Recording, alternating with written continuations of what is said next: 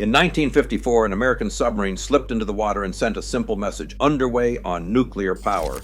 In that moment, every other submarine on Earth became obsolete. For the first time, a warship could stay underwater for months, cross beneath the North Pole, and hide from the entire world. This is the story of every American nuclear submarine, from that very first boat to the silent hunters on patrol right now. Let's go.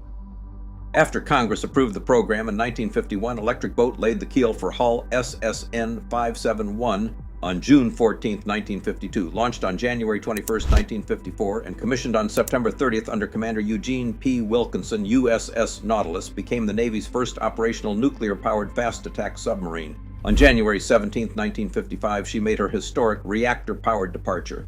At her core was the Westinghouse S-2W pressurized water reactor. By generating 13,400 horsepower without diesel combustion or atmospheric oxygen, it supplied continuous propulsion to the 323-foot 9-inch hull and its crew of 105. This reactor-driven electricity also powered vital life support systems to generate oxygen, remove carbon dioxide, purify fresh water, and run heating. Submerged endurance was no longer limited by air or battery capacity. The only limit was the amount of food the boat could carry. The diesel-electric model was obsolete. Guided by Admiral Hyman G. Rickover, the ultimate geographic proof came during Operation Sunshine in 1958. Under Commander William R. Anderson, Nautilus executed the first under-ice polar transit, crossing directly beneath the geographic North Pole on August 3rd and surfacing northeast of Greenland on August 5th. From the icebound frontier, she sent a brief historic radio signal, Nautilus 90 North. On March 30th, 1957, the Navy commissioned USS Seawolf, hull SSN-575, to test a different reactor design. Instead of pressurized water, Seawolf used an S2G liquid sodium-cooled reactor. While liquid metal offered superior thermal efficiency on paper, the plant proved highly corrosive, expensive, and dangerous to maintain. In 1959, the Navy abandoned the experiment, replacing the sodium reactor with a standard pressurized water plant. The change solidified water-cooled reactors as the Navy's standard, a lesson applied to the intermediate skate class. But true undersea speed required a hydrodynamic revolution. Between 1957 and 1959, shipbuilders laid down the Skipjack class. Commissioned in 1960, USS Skipjack SSN-585 married the S-5W pressurized water reactor and a single-shaft propeller to a revolutionary teardrop hull derived from the experimental USS Albacore. This streamlined form minimized underwater drag, allowing the boat to exceed 30 knots submerged with remarkable agility. Nuclear power was no longer just about endurance, it was now fast, quiet, and ready for mass production. By 1959, the strategic reality of nuclear power split the undersea fleet into two distinct missions.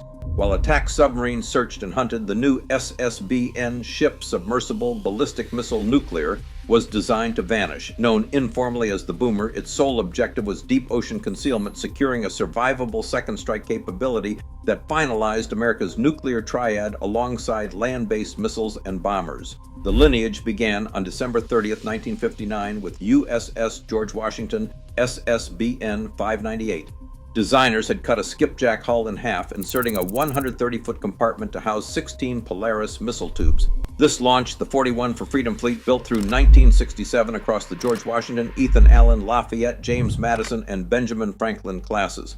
Carrying Polaris and later Poseidon missiles, these boats operated on a dual blue and gold crew rotation, allowing one crew to patrol while the other trained, keeping the deterrent constantly at sea.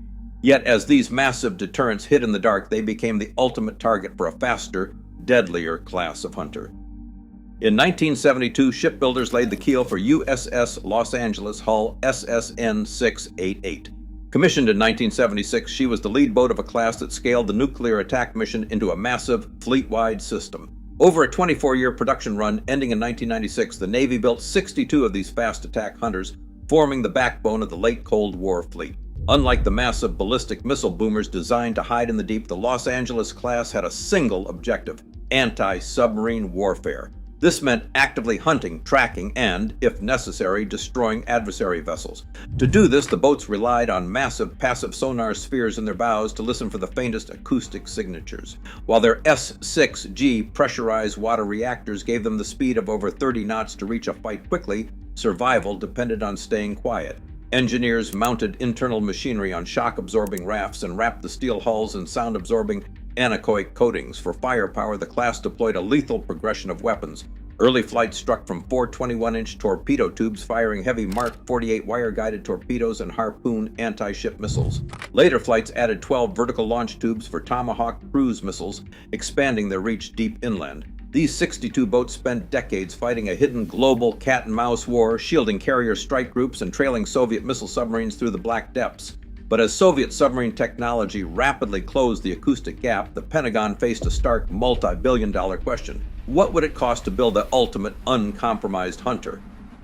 The answer came in 1989 when shipbuilders laid the keel for USS Seawolf, hull SSN-21. This was not the experimental liquid sodium boat of the 50s, but the beginning of a class designed to dominate the oceans. Built with high-strength HY-100 steel to withstand immense ocean pressures, Seawolf was engineered for unmatched speed, survivability, and combat power. It carried up to 50 weapons fired from 8 torpedo tubes, but this ultimate hunter arrived just as its primary adversary dissolved.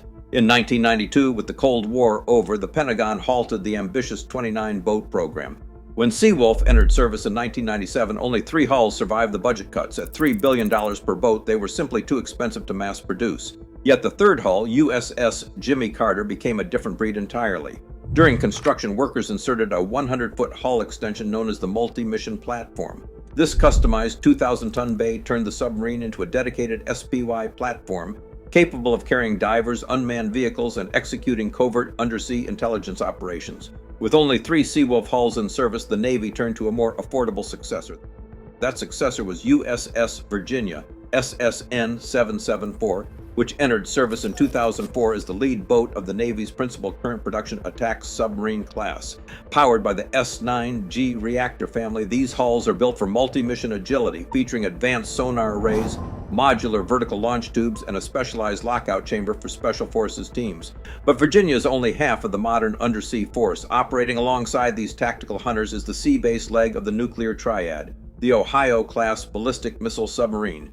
Entering service in 1981 with USS Ohio SSBN-726, this fleet of 14 active boomers carries the Trident II D5 missile system. Under treaty configurations, each boat houses 20 operational missile tubes.